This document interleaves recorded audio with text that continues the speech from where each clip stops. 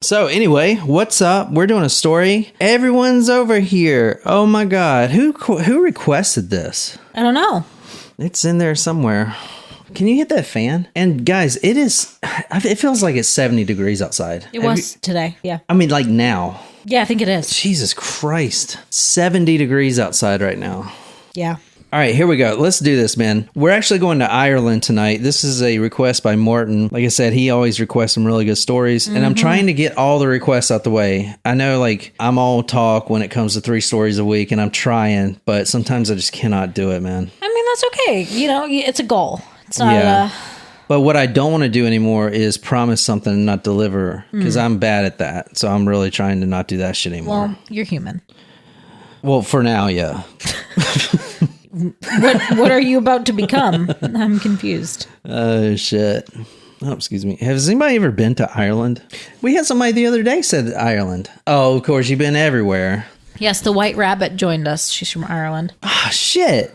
Where's she at? She wasn't on here today? No, I mean, it's late for her. It's like middle of the night. Damn it. I should have told her I was doing this, because she knows this story, because Ireland's pretty small. And this is like the most gruesome story in Ireland. Cool. Which is like a random Wednesday for us for Florida Man. You know what I'm saying? Yeah. Like, this is nothing in America. But for Ireland, holy shit. Right? Average. All right, so here's where we're going to tonight. And tonight's story happens in 2005, so we can pretty much assume that it still looks like this. I want to go on a street and see how many like random drunk people are passed out on the road. It is Ireland. I mean, I would say it's nice, but I don't know. I haven't been to Ireland. You don't know what to compare it to? Is this nice for Ireland? Seems average. I don't know. Average? I mean, it's like everything's old. You got to remember, you know? Ireland, yeah, thing is old. Tonight we're going to 17 Richmond cottages in Dublin. March 20th, 2005, Dublin City. We're talking about a man tonight, and I'm just going to show you this man right now. He is, well, you try to tell me what nationality this man is. I don't know if you can tell. He's not Irish. Could be Black Irish. I mean, I guess. I'm just trying to make you sound racist. I know you are. I know what you're doing. I have seen this movie before. Okay, this is Farrar Noor, and he is Kenyan. Farrar Noor was visiting. He's in Ireland, Dublin, visiting an old friend. Okay. An old hookup. Okay. A woman by the name of Catherine. A woman by the... I am not doing good tonight. You struggle with the name Catherine. Catherine. It's not Catherine. Jesus, I struggle with fucking everything. It's cute. How did I even get into this job? Like, I think I failed English. Well, it's not like anybody hired you. Yeah. And it's not like anybody can fire you. You know, there you go. This man who I just showed you, he is visiting an old hookup, and they're in Dublin City, him and this woman about age 40. Okay. And they're already in sort of a drug and alcohol stupor. Now, the woman has 2 daughters. Okay. Charlotte and Linda. They're about 10 years apart. And on this night, which is March 20, 2005, they were also drinking. And they were at their cottage, which I just showed you, 17 Richmond Cottage in Dublin. And they get in touch with their mom. Hey, you guys are down there in Dublin City? You guys are hooking up, having some fun, partying? Come on, let's go. Both sisters bring the vodka with them and go meet up with mom and this man. Now, they knew this man for a while, for about 4 years. This man has been visiting every once in a while and kind of partnering with the mother. They don't like this man at all, but, you know, they'll party with him. They go to Dublin City and meet up with the mother and her hookup. Linda, the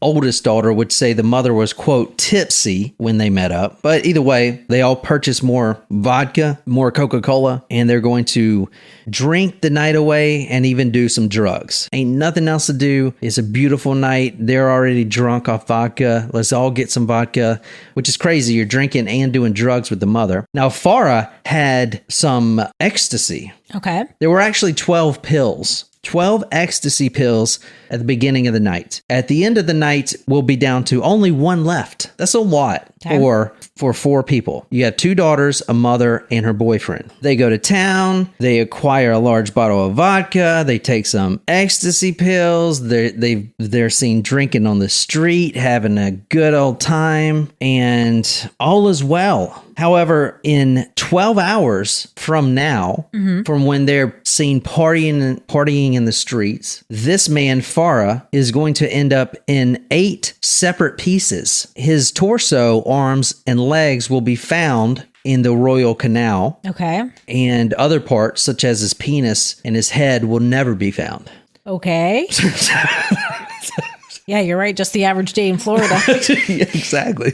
Jesus, though. Yeah. As I said, Farah had 12 tablets of ecstasy, and by the end of the night, only 1 was left. So, breaking it down, this man is murdered, dismembered, and dumped into the canal. His head would never be found. But he is partying with a mother and 2 daughters. A mother and her 2 daughters. So, what happened? Did something go wrong? And then, oh, hey guys, hey mom, hey sister, can y'all help me cut up this body? Because it takes a long time to cut up a body. Yeah. They cut up this body and threw it in the canal. This is a mother and her 2 daughters. That's crazy. So we gotta see what happened here. All right. I thought ecstasy was supposed to make you like happy. You know what I mean? Not necessarily. It just makes you feel things. It makes you just feel so good. Have you ever done ecstasy? No, I haven't. I'm not going to lie about it. This is the sisters right here. You have Charlotte on the left and Linda on the right. Linda's older. Charlotte is the youngest. Tell me, what do you think would happen? How did this all go south? Like, what could have happened? You think it, because you said ecstasy makes you happy. Were they like the wrong drugs or laced with something else? Or did they overdose? I can tell you that cutting up now I've never been on ecstasy, so I can't attest to this, but I think it would be quite weird to dismember a body while on ecstasy with your mother and sister. Also, you know what? Now I would do ecstasy with my mother, but I can't say that seems normal to me. Well, how about this? The torso and the arms and legs weren't found for another couple weeks. However, going back and looking at the security cam footage, they actually see both sisters, Linda and Charlotte, with a shoulder bag. Now, this bag contained this man's head. They were going to put the head in a different town, bury it, so the remains wouldn't be identified. They were caught on CCTV eating breakfast at their favorite diner. They were actually eating breakfast rolls with the victim's head thrown over Linda's shoulder. On the 30th of March 2005, a passerby spotted Farah's dismembered leg floating in the Royal Canal, and he was identified. Do you want to take a guess how someone would identify a man based on his leg and a torso? It's actually quite weird how they did it. All it was a toe print? All it was a human leg and a torso. The reason you cut these bodies up like this is so you can't identify them. Because you can see someone's face, even if they're dead, and be like, oh, I know this person. But they don't have a head, so you can't do that. They don't have arms, fingerprints, stuff like that. If you just find the torso, you don't have nothing to go on. However, the person who found the torso just so happens to have liked and complimented this man on the t-shirt he was wearing that night. This unique t-shirt. Wow. Isn't that nuts? What are the odds? No shit.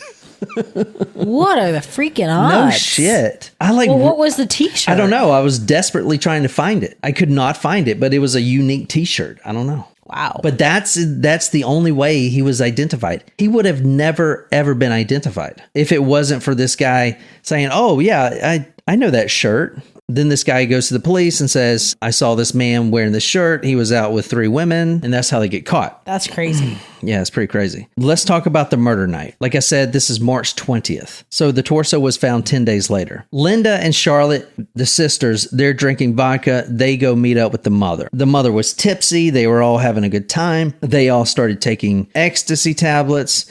Around 1 a.m. that night, the mother and this man started arguing. They took this argument out to O'Connell Street and then back to their apartment, which I showed you, that little cottage. And it seems like they calmed down. The neighbors really didn't hear anything for a while. Everyone was feeling the ecstasy. Okay, it was just a stupid argument. Whatever, let's all go to bed. Linda, the oldest daughter, was sitting on the couch when this man, her mother's boyfriend, started touching her in a, quote, sexual way and, quote, refusing to let her go. From the Daily Mirror, when he made advances and whispered how they were both, quote, creatures of the night, she became hysterical and her mother begged the girls to kill him. This man is refusing to stop touching the oldest daughter. Ooh. I wasn't expecting this. He started with whispering things in her ear, touching her leg. She's pushing him off. Now, the whole family's there. The mother and the other daughter is there in the room. And this man is brazenly touching the oldest daughter. And to make matters worse, he's refusing to stop and then refusing to let her get off the couch. So now the question is, what's this guy going to rape Linda right here in front of her mother and her youngest sister? The mother becomes hysterical. She starts screaming, "What are you doing? What are you doing to my daughter?" At that point, Farah jumps off the couch and he rushes towards the mother and he puts his grip on the mother's neck. Now you have two daughters watching their own mother get choked out by this man. From the Director of Public Prosecutions versus Linda Mulhall, evidence suggests that highly inappropriate comments were made to the applicant by the deceased, which disturbed her greatly. He had a grip of the applicant, and the applicant's mother started to roar at the deceased, and all appeared to be shouting. But he retained his grip around the applicant. According to the applicant's statement, the sister and mother tried to get him to stop, and then he started pushing the mother and drew his fingers across the mother's throat. So the daughters are now seeing the mother losing her life, getting choked out. At this point, it all goes really quickly. We actually don't have the play-by-play because neither sister nor mother has ever given exact details. Interesting. Okay. But this is what the police have put together. The mother pushes Farah towards the bedroom. Now, I read in one report, it was like a little downstairs area. Either way, he gets pushed to the bedroom. He is struggling at this point. Now, this is like 1:30 in the morning. Everyone's on X. Everyone's drunk on vodka. He gets pushed. He hits the wall, the door entryway of the bedroom, and he's stumbling. And then, before he can even regain his composure, before he can even, what the fuck? Which he would have probably got up and started punching or something. Before he could even put his arm down to really brace himself so he can stop wobbling, he sees a Stanley blade, which is what we have, the box cutter. Box cutter? Okay. Yes, a box cutter. He sees a Stanley blade on his neck. Charlotte, the youngest sister, who had pushed this man, had grabbed the Stanley blade because they were doing some carpet work in the house, cutting carpet with this box cutter. She grabs it. The blade was already out, and she swipes his throat with it before he even falls on his ass. He's now got a slit throat. Not ear to ear, but definitely bleeding. Could be very fatal, but he still has a chance to live. In this bedroom, there were bunk beds, and he tries to get himself up with one hand on the top railing while also holding his neck because he's losing a lot of blood. However, he couldn't even do that because when he's holding his neck and when he's trying to pry himself up, here comes Linda, the one that he was advancing on not even 5 minutes earlier, with a hammer. There was a hammer in the sink. Like I said, they were doing some carpet work and stuff like that. A hammer in the sink. She grabs this hammer and is also on top of this guy.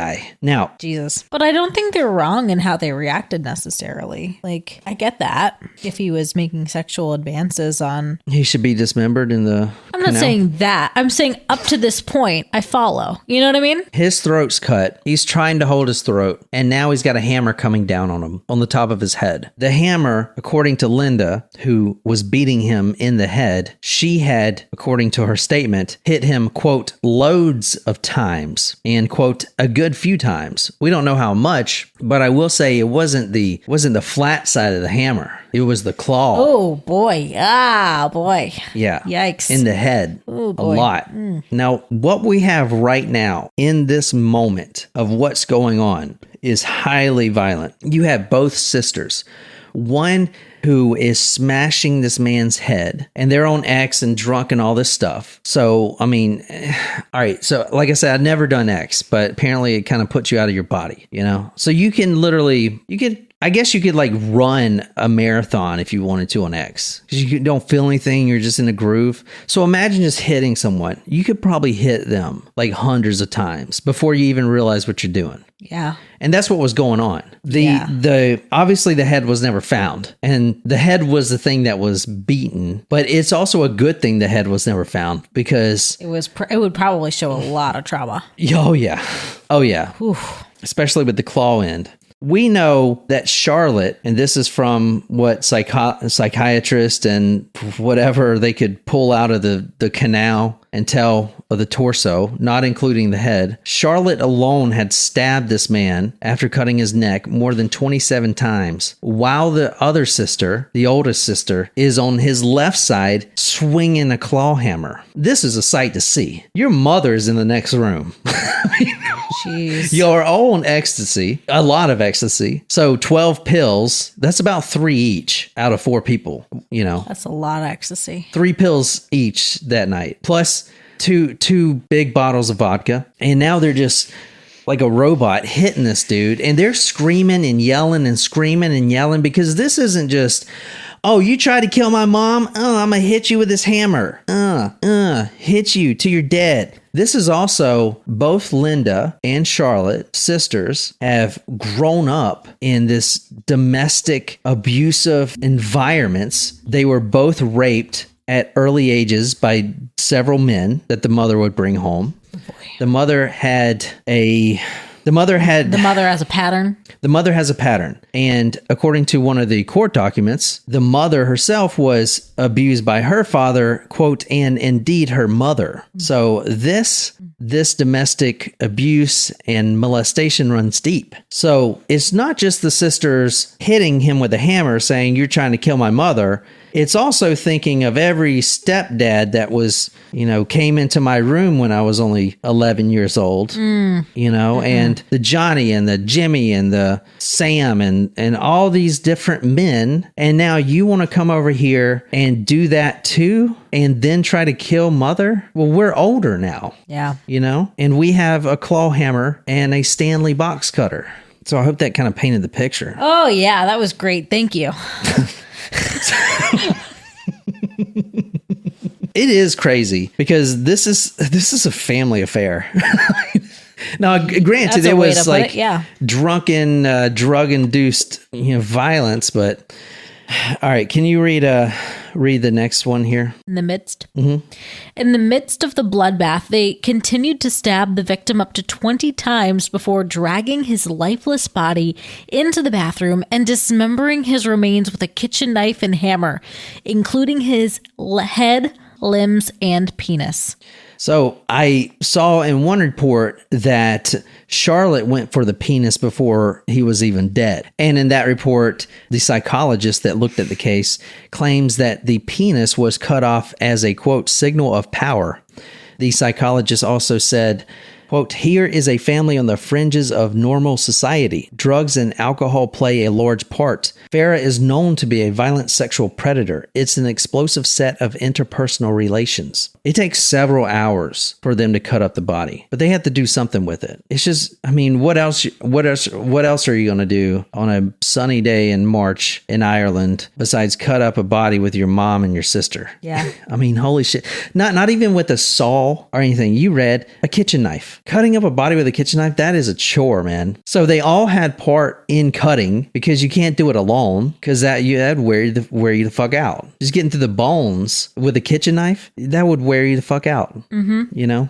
So it just seems like normal to me now. When I told you that the next morning they stopped at their favorite little diner for some biscuits, some butter biscuits, they were exhausted. Yeah. They worked hard that whole night. So yeah, of course they stopped for some biscuits, right?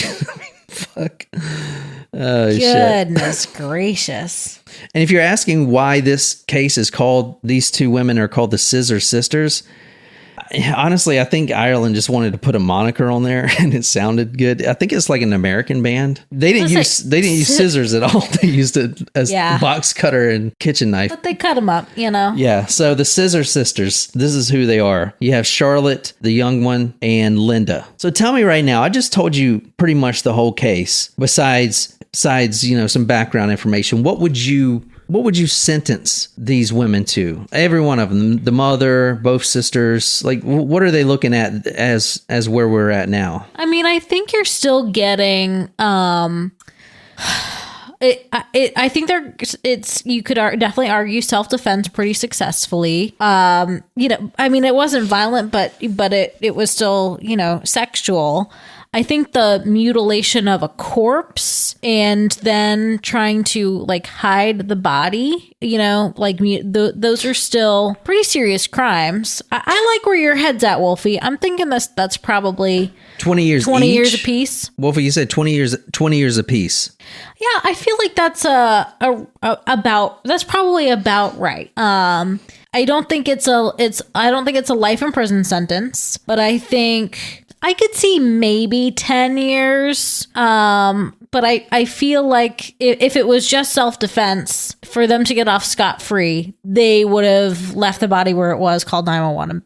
You know what I mean? In order for them to have no jail time. So I think... Well, they were also still high and drunk. Yeah, which ecstasy is not legal in Ireland. You know what I mean? So yeah, it's not like... they could have said that he spiked their vodka or something. I don't know. Yeah. Detective Garda Kinna said, he's the one that investigated the murder. Quote, I have worked on a lot of murders, and murder is murder, but in this circumstance, the fact that the body was mutilated in the way it was after the killing, and the fact it was done by women, made it particularly gruesome. Well, why by women? Why does that part make it gruesome? I don't know. I'm just reading what he said, dude. I'm questioning why it was done by women. The horror. All right, so I told you what happened on the murder night. We're going with 20 years each. That's what people were saying. Let's take a look at this guy's background. Farah Noor, let's take a look at this guy's background. He was a close friend of the Mulhall family, Linda Mulhall, Charlotte Mulhall, and the mother, since the summer of 2001. But he moved away to Cork and then returned in 2004. He was a, quote, serious abuser of drugs, end quote, and could never hold down a job. He would often, when he visited, threaten both sisters and say that he was going to kill both of them. His real name, which is a lot easier for me to say, that wasn't his real name. Farah Noor was not his real name. His real name is Shahilia Saeed Salim. Okay. He arrived in Ireland December 1996, refugee status. He was turned down. He's from Kenya. He said he came to Ireland because he was actually from war-torn Mogadishu, which is a lie. He's from Kenya. And his family was killed there, and he would die if he returned. That's all lies. He was just trying to he was trying to escape and find asylum in a different country. He was raised in Kenya by Somali parents. This man is not a good man. He abandoned his wife and 3 children in Kenya and moved to Ireland, where he was granted status in 1999. In 1997, he raped and impregnated a mentally disabled Chinese girl who was only 16 years old. Oof. She had a baby and he fled. In April, this took a turn. In April, yeah. Even further turn. In April 1998, he met another 16-year-old girl, seduced her, got her pregnant, and then moved away. The woman, who was 16 at the time, who had the kid with him, said that at first he was fine, but then he turned to drugs, alcohol, started beating her and raping her on a daily basis. Can you read what this woman said about him later in the courtroom under cross-examination? Under cross-examination, the witness detailed more of the abuse she claimed she suffered at the hands of the deceased, and agreed she had fears that her son was being abused by him. She agreed that she had been raped on numerous occasions and had, quote, very brutal sex with the deceased at any time and anywhere he had wanted it. She said the mother of the two accused, Kathleen Mulhall, had contacted her on a number of occasions, making complaints about Mr. Noor and seeking her advice. She suggested she should leave him. So even the new girlfriend is reaching out to this woman, like, what the fuck? Why is this guy? What do I do? How do I calm this guy down? Jesus. So he had raped this woman, as well as other women, all underage, on numerous occasions. He had 8 different charges against him. So now we see why he wants to leave Kenya so bad, right? He was convicted 3 separate times, but never served a day in prison. Yikes. He became a violent drifter. This former partner would claim he raped her on an almost daily basis, and she feared every day that he might kill her. So this is it's kind of seeming like a just dessert. Is that what they say? Just dessert. He may have even committed a murder of a young woman in Duong Lohier, one of his partners, the partner we were talking about. He said that he was going out drinking with friends, and they went on a row, like in a rowboat earlier that day, and she said that he had a knife with him. When she questioned him later about it, it seems like he didn't go drinking at all, and a young woman turned up murdered, and the police are now questioning him. Oh, wow. However, he was never convicted of that murder. He was not only violent, but he also had mental disorders too.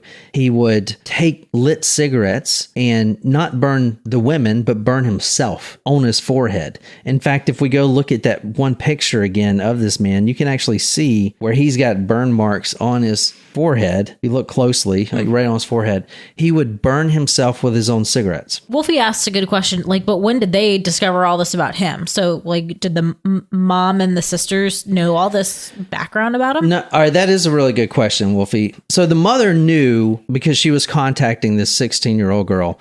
They didn't know about the rape of the disabled girl and stuff like that. They knew he was a bad guy, but the mother has been bringing bad guys, terrible guys, into the home since Charlotte and Linda were toddlers. This has been a routine thing. So this is just another guy. Yeah. It's just another bad guy. It's just another whoever. Of course he rapes women or whatever. Yeah. Mama's bringing him home, and Mama let the abuse happen to her daughters as her parents did to her. Mm-hmm. So like I said, this abuse and molestation runs pretty deep in the family ties here in Ireland. The witness said Mr. Noor would drink a full bottle of vodka and would accuse her of cheating on him before having a 2-way conversation with himself in the mirror. Jeez. Yeah. So now tell me, what do you think?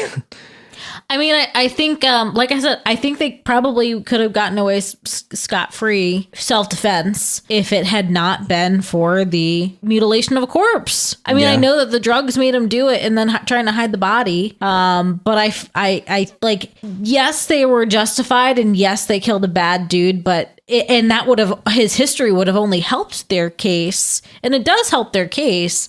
But you would still give them 20 years each? Not that I would, but I think that becomes the mutilation of the body in the dismemberment and how they were trying to hide the body is what kind of is going to be their downfall. Like they're not. I don't think they would. They're going to get off scot free. There's jail time. All right, yeah, they do all go to jail, but this might not sway you. But this is interesting.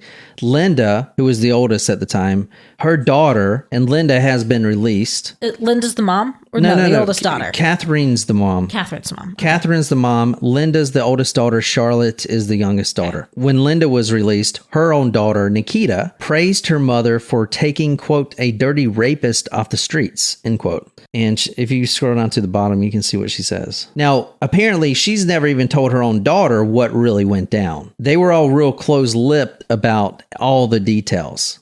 Boils my blood. No one will ever know the true story to what happened, Nikita posted on Facebook. If he was the person and the 3 of them were in the ground, how much different would it have been? He would have killed them, is what she's trying to say. All right, so they did get sentenced here. Catherine, she's the one that went to the police because they were suspected. The police were questioning them. Catherine felt remorse. She couldn't sleep at night. She was having all this stress and anxiety. So she went and spilled the beans, even on her 2 daughters. She got the lightest sentence. Well, she actually spilled the beans and then she fled. She fled the UK. They picked her up in Birmingham, brought her back to Ireland. She served 3 years. Now, I told you about her history a little bit, and I found this quote, throughout these violent encounters of the mother's childhood, the mother of 6 did her level best to keep her family together. Let's talk about Linda. Linda's the oldest daughter, 36 at the time. She's the one that he tried to rape. She has a history of depression and self-harm. She was guilty of manslaughter. She was sentenced to 15 years in prison. She was sentenced in 2006 and has been released since 2018. So she served 12 years. She's an unemployed mother of 4 at the time of the murder, and she has previous larceny convictions. So she's out. Charlotte, the youngest, 26 at the time, mandatory life sentence in Ireland. She has previous minor offenses like public damage and public disorder. She was actually found guilty of murder. She was the only one found guilty of murder. And she is serving a mandatory life sentence. However, one of the reasons I'm excited about this case is because she is on the verge of getting out. It is still being finalized. If we look at this article right here, right quick, this is from Sunday World. It says, Scissor Sisters, Charlotte Mulhall suffers setback to permanent prison release bid. She is most likely going to get out in a few years, even though she is serving a mandatory life sentence. However, that is only if she can behave herself, because she has not been behaving herself in prison, apparently. Okay. She has been, for instance, she has been a terrible prisoner. She has been found in multiple occasions, quote, found in a very compromising position with prison officers. In November 2017, a male prison staffer was found hiding in her room behind her shower curtain. So she is not, if she behaves herself, she can get out of prison. And that's what I think she'll be out within the next few years. Because everyone, this guy is a fucking rapist piece of shit. Yeah. He raped these, who knows how many. They got him for 2, one mentally disabled Chinese girl and another, but who knows how many. And then he would impregnate them and then just run off using fake names. The name that we said earlier, that wasn't even his real name. Yeah. So how many other fake names does he have? But she is the only one still locked up. The mother had served 3 years. And Charlotte, quote, she is one of the most high-profile prisoners in the system. When she is permanently released, it would be a lot for her to deal with. There will be a huge public and media interest. Like all prisoners released, including life sentence inmates, we want them to try to reintegrate into society and not return to jail.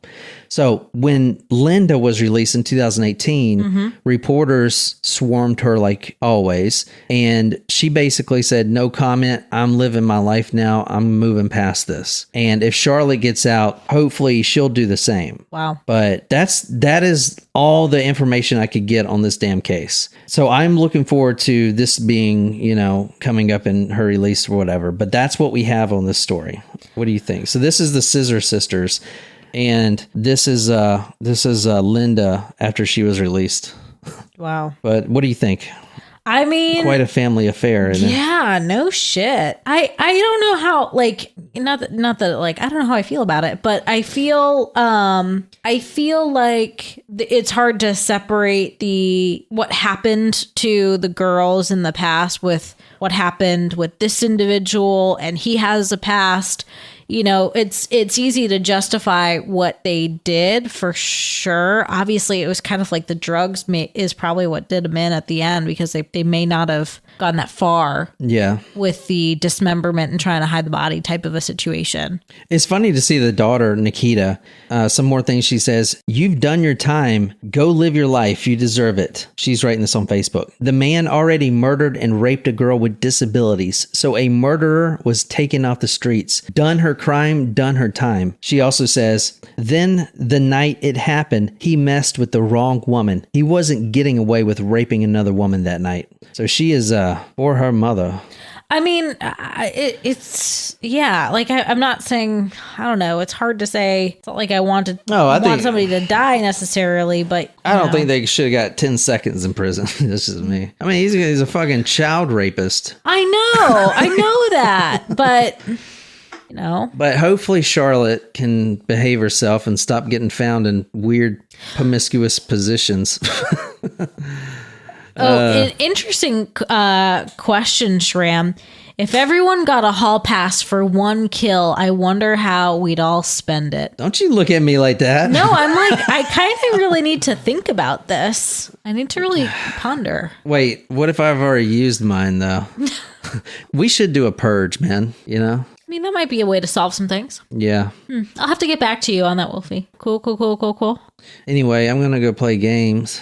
Sounds good. It was good to see everybody. Yeah, Thanks for joining. Glad to have another story in this week. Yeah, I'm going to try to get some requests done. What do you want to do this weekend? What story? I don't know. Make it a good one. It will be. I was just teasing. Anyway, thanks for being here.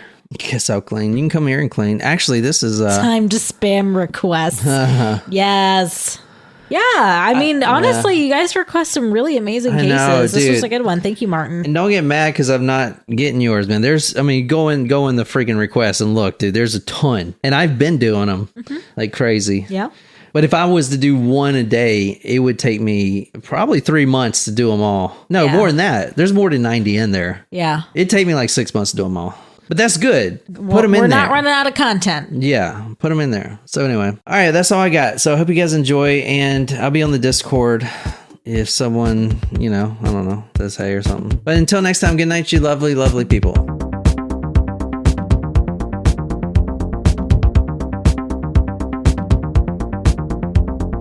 Kind of run this shit.